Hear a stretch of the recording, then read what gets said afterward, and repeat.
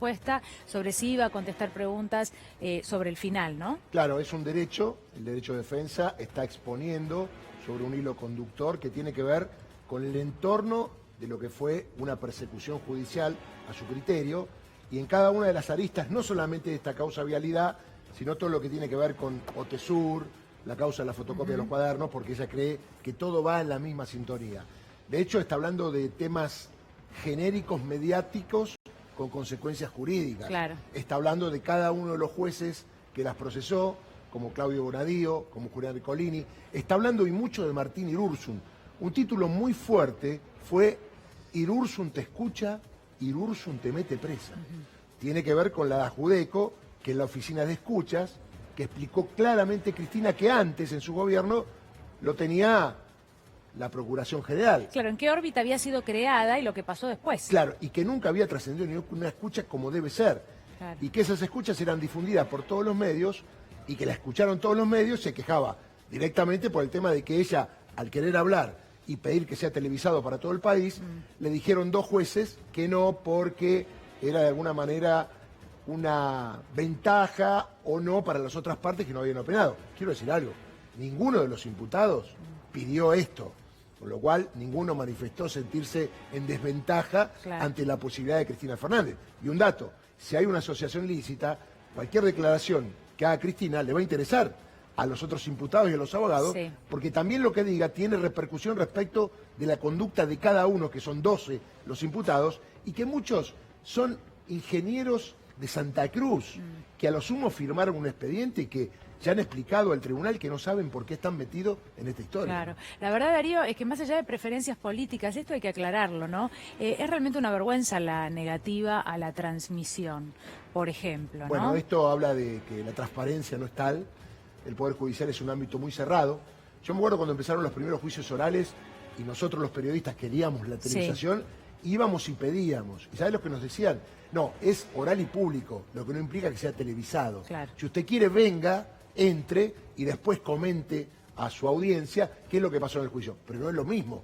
Estamos hablando de los 23-94. Avanzó el tema de los juicios orales, avanzó el tema de hechos graves, y que se supone que si mediáticamente durante tanto tiempo, en la tapa de todos los diarios de mayor circulación, se hablaba de corrupción, se robaron todos, PBI, asociación ilícita, fraude a la administración pública, sería bueno que la acusada sea también expuesta como ella quiso, y que todos puedan entender de qué se la está acusando, ¿no? Bueno, y nos vamos a los tribunales de Comodoro Pi. Allí está Néstor Dip, justamente puertas afuera, en el lugar donde tuvieron que quedarse las cámaras. Néstor. Bueno, muy bien, seguimos acá. Yo tengo más o menos a unos 100 metros menos, 80 metros, tengo un colegio que está enfrente de los tribunales de Comodoro Pi, estoy viendo a los chicos, realmente una escena siempre a esta altura del año, sobre todo, siempre muy inspiradora. Hay mucha policía que está en los alrededores, vamos a ver si lo podemos mostrar, y hay algunos manifestantes también que están detrás de las vallas, allí y acá, bueno, miren, ¿no?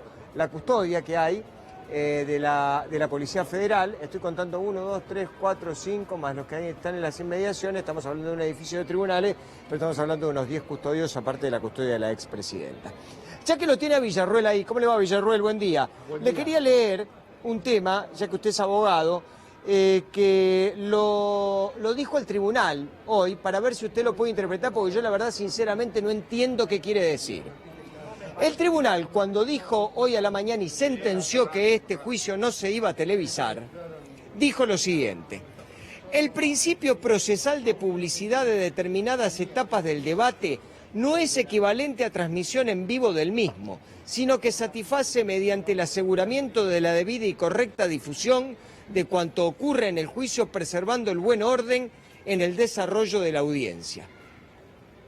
¿Entendió? Yo no entendí. Después de que lo leí 10 veces, entendí algo. Y lo que entendí es que este tribunal cree que es mejor contar el juicio por partes, algunas partes, que mostrarlas en vivo. Cuando en realidad lo que el primer principio de transparencia que asegura cualquier acto relacionado con la libertad es precisamente la transmisión en vivo de un acto, no la edición de un determinado acto en capítulos según lo que tenga ganas de editar y de poner la persona para que se difunda. Sí, es un poco, ¿Se entiende lo que quiero decir? Es un poco lo que le adelantaba Dani, ¿no? Ellos te dicen, sí, puede entrar, es oral, es público, pero el tema de la televisación es no, mejor instantáneamente no. Después usted lo puede pasar, pero como decís vos, lo que es vivo, directo, tiene mucho más valor para la audiencia, para el que está declarando, para los jueces, porque después puede haber repregunta y esto es muy rico. Sí. En los Estados Unidos, cuando se transmiten los juicios, se transmite en tu totalidad, no hay un parate. Ahora escúcheme, otra cosa, ¿no? Usted que fue también a la Facultad de Estudio de Derecho, ¿me puede explicar por qué, si no se transmite, esto se preserva el buen orden en el desarrollo de la audiencia? Digamos, ¿qué desordena si hay una cámara transmitiendo el juicio? Absolutamente nada, porque en realidad acá el SIG está filmando. Era que los canales estén autorizados a dar en vivo lo que el SIG transmite, no en forma tan clara como lo puede hacer un canal de televisión. Yo le voy a hacer otra pregunta. Claro. ¿Qué hubiese pasado si un grupo hegemónico pedía la televisación de esta indagatoria? ¿Usted cree que el tribunal le iba a decir que no? Es una buena pregunta. Bueno, mira, tenemos respuesta, o por ejemplo, podemos remontarnos a otros juicios, ¿no? Cuando había otros acusados, cuando había otras personas sentadas allí en el banco, bueno, algunas imágenes como la de Lázaro Báez, digo rápidamente, Fariña, pienso en Fariña, el Ascar. Pienso, sí, claro, también, bueno, la verdad es que hay varios casos, pero además de esto también pienso en detenciones que se realizaron difundiendo imágenes que después fueron portadas de los diarios al día siguiente en contextos de la propia vivienda del detenido, bueno, tal el caso del ex vicepresidente Amado Boudou, y también la llegada de alguno de los acusados que iban a declarar o que eran trasladados, ¿no? Como todo eso se monitoreaba y se transmitía en vivo.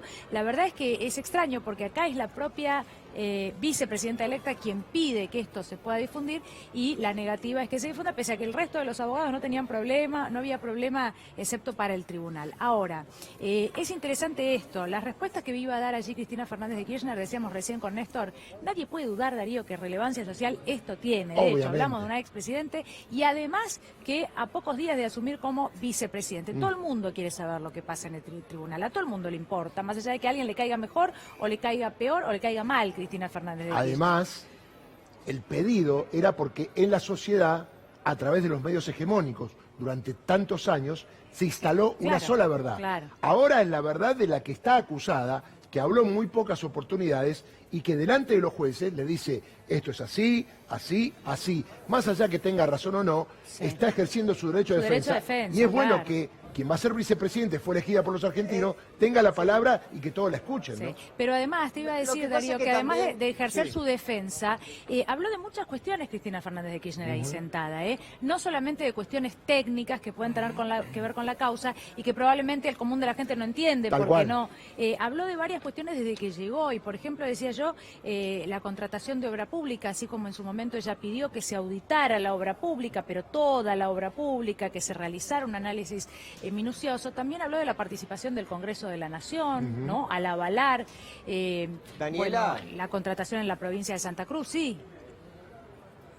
No, quería agregarte a lo que vos estás diciendo. Yo tengo una textual, porque claro, vio que el sentido común a veces derriba cualquier tipo de barrera que uno pueda poner, ¿no? Y la justicia tiene que ser sentido común. Si la justicia no tiene sentido común, no es justicia. Cristina Kirchner dice en un momento, el hecho de que una persona sea amigo, hablando de Báez, ¿no? Que es amigo de Kirchner, el hecho de que una persona sea amigo y tenga una empresa, no es delito, dice Cristina Kirchner. Sino, ¿cómo lo llamarían al amigo del alma del presidente Mauricio Macri, que se quedó con las empresas energéticas que después saquearon los bolsillos de los argentinos? O sea, pone el mismo parangón.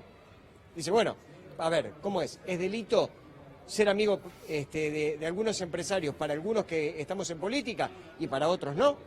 ¿Qué tiene que ver con una cuestión de apellido? ¿Con qué tiene que ver? Bueno, estas son algunas de las cuestiones que fue poniendo blanco sobre negro Cristina Kirchner a lo largo precisamente de todo esto. Habló de un tema de un sobreseimiento. Por ejemplo, el juez Ercolini sobreseyó a Néstor Kirchner cuando estaba muerto. ¿Ustedes escucharon bien? Lo sobreseyó cuando estaba muerto. Se murió en el 2010 y lo sobreseyó en el 2011. Ella dice, es la primera vez en mi vida que veo que sobreseen a un muerto. Tantas cosas que son disparatadas, que están en este juzgado, que la verdad que se podría hacer una compilación y hasta se podría hacer un libro de lo que tiene que ver con estos años, de lo que Cristina Kirchner dice fue una lisa y llana persecución, y el postre, que es este juicio, donde están todas las cámaras de televisión en este lugar, cuando deberían estar precisamente adentro de la sala siguiendo las alternativas de este juicio. Bueno, Néstor, tratamos de ir contando un poco, ¿no?, lo que sucedió ahí puertas adentro, ya que no se puede transmitir. Lo importante será, y durante el día, y ahora también tenemos unas plaquitas para repasar algo de lo que fue la declaración que apuntó contra la Oficina Anticorrupción, también contra la UIF. Bueno, y vamos a ir luego a los detalles, porque Roberto Boico está aquí con nosotros para ayudarnos también a analizar un poco esto que denuncia la vicepresidenta electa. Bienvenido, gracias por venir. ¿Qué tal? ¿Cómo están? Buenas tardes. Allí ante los tribunales, porque la verdad es que es un ejercicio de denuncia también lo que ha hecho Cristina Fernández de Kirchner, más que de defensa pura y exclusivamente, porque habla de un accionar de la justicia direccionado todo el tiempo en un sentido y con una vara muy distinta. Bueno, hablamos todo el tiempo, ¿no?, de la vara diferente según quién esté sentado ahí. Tal cual. La indagatoria es un acto de defensa en principio, pero muchas veces el acto de defensa puede ser denunciar situaciones anómalas, y en este caso el lawfare, que es lo que la expresidenta y actual vicepresidenta electa ha tomado sus primeros minutos para explicar bien cómo fue este esquema. Esquema que la verdad que los que transitamos Comodoro Pi lo conocemos. No nos contaron, ni tampoco esto es un relato. ¿Qué es el lawfare? El lawfare en realidad es una secuencia de hechos que a vos te garantizan que no vas a tener un juicio justo y que de alguna manera tu sentencia de condena está escrita. Eso es un lawfare. Claro. Pero no hay un dato concreto sobre el cual esto es sí, esto es lawfare, esto no, sino distintos actos que en el proceso denotan que hay una parcialidad evidente y que en definitiva cualquiera fue el argumento que pueda verter en el proceso, no va a ser escuchado. Y esto lo dijo Cristina Fernández cuando estaba declarando. Todo lo que hemos presentado nunca se ha tomado nota o nunca lo han receptado, y en definitiva la secuencia de tener siempre los mismos jueces que investigan las causas de las cuales se le imputan a ella y otros más. Bueno, Bonadío a modo de chiste dijo, ¿no? La verdad que es llamativo que todas las causas o la mayoría de las causas hayan caído en Bonadío. Pero no solamente caen por sorteo, sino que también hay una apropiación indebida de lo que es Forum Shopping, de lo que es la conexidad, que también hizo una alusión a la conexidad la expresidenta en un tono realmente muy potente, pero también un poco satirizando una cuestión que la verdad que nos escandaliza a todos, ¿no? Además, doctor Boico, usted lo ha dicho acá, quien les habla también hace 4 años que decimos lo mismo. Esto no es nuevo. Cristina Fernández está haciendo un resumen de todo lo que dijimos. Lo que pasa es que, claro, C5N o algún otro lugar es chiquito a la luz de todos los demás canales. Digo, todo esto que decía usted, el lawfare, tiene una frutilla del postre. Es que no se sepa lo que dicen los acusados, termina la historia con una condena y se acabó. Y esto es lo que quiso romper Cristina, que la gente sepa lo que dicen los acusados, porque hasta ahora, este juicio lleva 6 meses. Más allá de cuando fue Cristina, ¿nos enteramos de alguna declaración, de alguna pericia, de algo? Nada. Hay que decir algo que es muy paradigmático en el Poder Judicial y especialmente en el Foro Federal. Los jueces muchas veces, que no pueden dar explicaciones razonables de lo que dicen, se escudan en que nadie los conoce, en que no tienen que dar la cara al público. Que hablan en sus fallos. Exactamente. Claro. Y fallos que no son conocidos por todos y no tenemos por qué conocerlos tampoco, pues solamente los que estamos trabajando en esto. Y acá se da algo paradojal, porque de alguna manera todas las filtraciones ilegales y criminales de las conversaciones que ha tenido la expresidenta, por ejemplo, con Oscar Parrilli, en causas en las cuales yo estuve como defensor de Oscar Parrilli, ¿no es cierto? Sí. Que después me entero por los medios que esas grabaciones, inclusive con un tono de ilegitimidad o ilegalidad porque no eran necesarias hacerlas, después aparecen en los medios de comunicación y yo me quejo de manera rotunda con el tribunal y nadie me da ninguna explicación. Claro. Esto pasó en 2017, fin de enero, principio de febrero, y después el juez Lijo procesa a Oscar Parrilli por el tema de Pérez Corradi. De hecho, esas escuchas eran por esa causa. Eran por esa causa, la que tenía que ver con Pérez Corradi. Exactamente. Es decir, la difusión, de hecho ni siquiera deberían haberse, creo que por la temporalidad ni siquiera correspondía que lo siguieran escuchando. No, tal cual. Fue una escucha que duró como 7 meses, de los cuales supuestamente el hecho que había ocurrió en el año 2015 y no había nada que escuchar, solo escuchar para después quizás comercializar de manera espuria con una conversación privada que Esto es lo paradójico. Sí. Todo el mundo supo de esa conversación, del famoso epíteto que dice Cristina, pero cuando ella quiere decirle al pueblo argentino, como vicepresidenta electa, cuál es su verdad en un caso trascendente, que también tiene que ver con la honorabilidad de ella misma, totalmente. los jueces no dejan transmitir la secuencia, y tiene que haber algunos periodistas que en forma clandestina estén grabando Tal cual. cuando lo que ocurrió con ella y con Oscar Parrilli, además que una conversación privada, estuvo en todos los medios. Boico. ¿Cuál es la vara entonces en este sentido? Tenemos el cortecito, el momento en que habla justamente de esto Cristina Fernández de Kirchner. La escuchamos. Escuchas ilegales, luego de dimes y diretes, se terminó constituyendo la Judeco. ¿También a cargo de quién? De Irursum. Irursum te escucha, e Irursum te mete preso. Sería más o menos esta la fórmula de Comodoro Pi. El presidente de la Cámara quedó presidente o director, no sé cómo se llama, responsable de la Judeco, y el titular de la Cámara Federal de Comodoro Rivadavia, doctor Aurelio Ibarra, vicepresidente. Con la Judeco por primera vez se escuchan y se difunden en vivo y en directo conversaciones privadas de una expresidente, yo, la expresidenta, yo, con un ex ministro secretario, el doctor Oscar Parrilli, hoy senador de la Nación. Se difunden y hay programas de televisión que anuncian cuál circo, mañana, hoy, gran función, hoy gran función, hoy, las conversaciones de Cristina y Oscar Parrilli, sin que ninguno de esta casa responsable de la garantía de los derechos de los ciudadanos de la República Argentina se les mueva un pelo, sobre todo teniendo en cuenta que esas conversaciones dependen de ustedes, de los jueces de Comodoro Pi.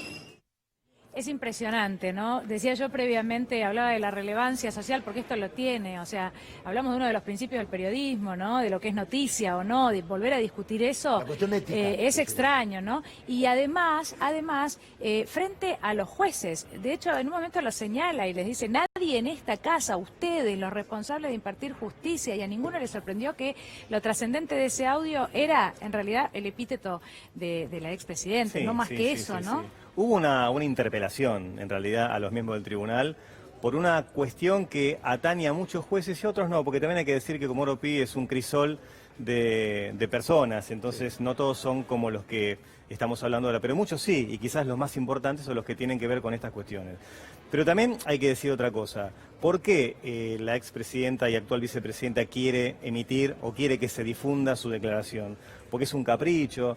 A ver, puede ser parte de la voluntad estratégica de la defensa, pero hay un dato que es importante. ¿Se acuerdan cuando en su momento se discutía si se podía filmar la declaración de Vudú en indagatoria ante el juez Lijo? No sé si se acuerdan, hace un par de años. Y todos discutíamos que esto, que lo otro. Bueno, en aquel momento la discusión era si el Código de Procedimientos permitía en ese acto, que es el primer acto de defensa, que hay una regla específica que dice solamente el juez y el defensor podrán estar y el fiscal, no puede estar la querella. Y ahí la discusión era más o menos esta. Bueno, había que permitirle hacer esa declaración. Pero en el juicio oral y público, que se llama público, toda Argentina podría estar en Comodoro Pi ahora, no entramos todos, al menos todos los que quieren ir. Entonces la pregunta es, ¿cuál es el fundamento normativo jurídico para impedir una declaración de semejante magnitud e importancia en una causa como esta? Es inentendible. Sí, el tema de los disturbios o molestar, esa es la explicación correcta, ¿no? Ninguno. Cualquiera que quisiera podría ingresar y esto sería muchísimo más complejo, hasta sería una forma de por supuesto, resolver, ingresar ¿no? todos no podemos, pero eso Sería se puede pasar por el SIG, Claro, se que es el resolvería canal del Poder esa Judicial, cuestión. y todo el mundo después toma, y no estas tomas así medias clandestinas, ¿no? Sí. No, lo que yo quería agregar es, como dice el doctor, fue Ricardo Levene hijo, 1993. El tema era la oralidad, porque la justicia era inquisitiva, secreta, los jueces te condenaban y vos ni te enterabas. Y yo contaba al principio, en uno de los planteos, cuando alguien pide que pueda ser televisado, creo que era el Tribunal Oral 3 o 4, contesta que sea oral y público no es que sea televisado. Un poco lo que decía el doctor. cualquier persona puede venir al tribunal, pero los tribunales son chiquitos. Si quiere venir todo el país, ¿cómo hace para ingresar? Entonces, ese es otro problema que también no se solucionó a la luz de que en aquel momento eran pocos juicios orales y ahora son un montón, ¿no? Y explícame, Sergio, cómo es posible que actos que son íntimos, por ejemplo, la detención de una persona en su casa, esté televisado, que eso no le importa a nadie, más que humillar públicamente a la persona, y no un acto de defensa en el marco de un juicio oral y público. Sí. No tiene ningún sentido esto. Sí, un acto de defensa y con las explicaciones, lo que se supone que todo el mundo, y sobre todo aquel que pudiera tener dudas, no estamos hablando del seguidor de Cristina Fernández de Kirchner, aquel que pudiera tener dudas y que quisiera escuchar las respuestas y le estás quitando esa oportunidad. Bueno, habló también de sus hijos, porque bueno, fueron mencionados e incluidos. No, fueron procesados. Fueron procesados, no, pero mencionados por ella, digo, sí, mencionados por ella en el día de hoy, y esto dijo respecto de Máximo Kirchner y Florencia. Ni que hablar de la persecución a mis hijos, a Máximo y Florencia, que cometieron un delito terrible. Ser los hijos de Néstor y Cristina Kirchner. Mi hija, que fue fotografiada, por supuesto, fotomontaje, frente a millones de dólares, como si los hubiéramos robado, sin aclarar, porque se la pasaron buscando la ruta del dinero acá, ¿dónde está el dinero acá? En las Seychelles, en las Caimanes, en los Panama Papers, no, en los Panama Papers, no, el dinero de la sucesión, el dinero de los plazos fijos que habíamos convertidos en dólares, no estaba en ningún paraíso fiscal, ni a nombre de testaferros. Estaba a nombre de mi hija, una de las herederas, en una caja del Banco Galicia y Río de la Plata, que es un banco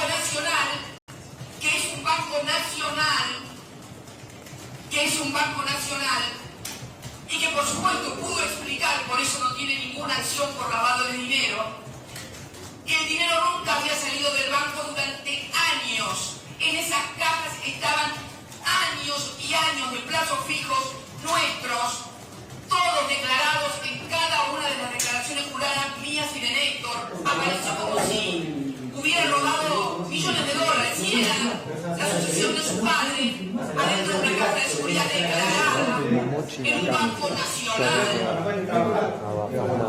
Todo fue armado mediáticamente y está también incluido en causas, miembro de la asociación ilícita. Bueno, habla del dinero en la caja de seguridad, pero también menciona en un momento el informe de Seychelles, ¿no? Es inevitable recordar un programa entero, 1 hora, 2 horas de televisión, con el periodista protagonista viajando a Seychelles y consultando a la gente del hotel, poniéndole el micrófono y diciéndole, bueno, acá estuvo Cristina Fernández de Kirchner, no puedo dar esa información, era la respuesta. Es decir, no había ni siquiera una constatación. Daniela, ese programa que iba los domingos a la noche duró todo el periodo donde estaban las acusaciones. Por eso el tema de la persecución política, mediática, judicial, porque lo judicial solo, sin lo mediático, no expresa nada. Es fundamental lo mediático para después corroborarlo judicialmente. Lo que pasa es que acá primero se instalaba la duda, la acusación, el delito, y después iban los jueces. Porque si los jueces actuaban primero y después los medios lo mostraban, que sería lo normal, acá el aparato tuvo que ver con que los medios instalaban el delito y después los jueces actuaban. Doctor, usted no me deja mentir. No. Aparte, esa explicación respecto del dinero, de Florencia, es muy ilustrativo y muy clarificador para todos aquellos que han sembrado dudas respecto de un familiar de la expresidenta. Pero aparte hay otra cosa que yo me acuerdo que se discutía en los programas de televisión. Se discutía, ¿puede un fiscal poner preso a un hijo de un imputado para que el imputado se quiebre y diga la verdad? Una locura. Se ha hablado de esto en algunos programas de bastante audiencia, o por lo menos que pretenden serlo. Esto es la degradación total del Poder Judicial y de un sistema que tiene que absolutamente cambiar a partir de este momento. Eso es lo que hemos vivido y eso es el lawfare, ¿no? También buscar a través de los hijos o los parientes donde uno más sensibilidad tiene, intentar quebrar la voluntad de la persona que está sometida al proceso. Hablaba Cristina Fernández de Kirchner, y esto sí quiero consultarlo con ambos, ¿no? Desde su conocimiento del derecho, ella mencionaba la actuación del Congreso, ¿no? En el otorgamiento de obra pública. Yo rápidamente pensaba en la causa del memorándum con Irán, ¿no? Y todas estas cuestiones, podría entrar dólar futuro, es diferente, porque acá hablamos de una decisión de gobierno, ¿no? Pero cuando interviene el Congreso de la Nación y después es cuestionada, y en realidad con el aval de una gran cantidad de legisladores que uno diría son cómplices o todos partes de esa asociación ilícita entonces, porque lo que tiene para resguardarse un mandatario en todo caso es enviar un proyecto al Congreso y que sea avalado por los legisladores. Bueno, pero esta es la segunda parte, no te olvides de la primera. Hubo un juez, una cámara, que desestimaron la denuncia de Nisman. La segunda parte es todo esto que decir. Rafecas. Rescatar la causa, que le toque a Bonadío, Bonadío actúe y en poquito tiempo dicte procesamiento, prisión preventiva y pida el desafuero de Cristina. Una verdadera locura. Esa causa del memorándum hace más de un año que está para juicio oral. Yo creo que los jueces del Tribunal Oral están diciendo, ¿qué hacemos con esto? Sí. Bueno, esa causa me tiene a mí como defensor de Cristina, así que tengo alguna información para dar con respecto a eso. En primer lugar, nunca uno manda un proyecto de ley al Congreso para eximirse responsabilidad penal, porque lo hace porque es parte de las incumbencias propias constitucionales de un gobierno que está constituido como tal. En segundo lugar, el caso del memorándum es lo más patético y lo más vergonzoso que yo conozca, por lo menos de una causa judicial. No solamente el Congreso intervino con 202 votos, tanto de senadores como de diputados, aprobando el memorándum, cuyo acierto o error no está dirimido en ese proceso, sino el supuesto acto criminal que ello implicó. Sino que además el director general del Interpol, Ronald Noble, lo dijo hasta el hartazgo, mandó notas escritas y rubricadas por él, inclusive su colaborador jurídico, un tal Solien, también lo hizo, diciendo que nunca la Argentina había ordenado, ni había sugerido, ni cuanto menos algún tipo de levantamiento de las aletas rojas. Y pese a eso, ese proceso está en danza, o por lo menos está todavía, no está tan parado, las defensas presentan cosas, digamos, pero es cierto que se lo va a juicio. ¿Te acordás o se acuerdan cuando salió la resolución de la libertad de Carlos Sanín y otros más, aquel 24 de marzo del 18? Ahí las partes presentaron la prueba muy compleja, para probar un solo hecho. Si la Argentina mandó a una orden para que se levanten las aletas rojas y el director de Interpol no lo dejaron declarar en el juicio, eso es lawfare también.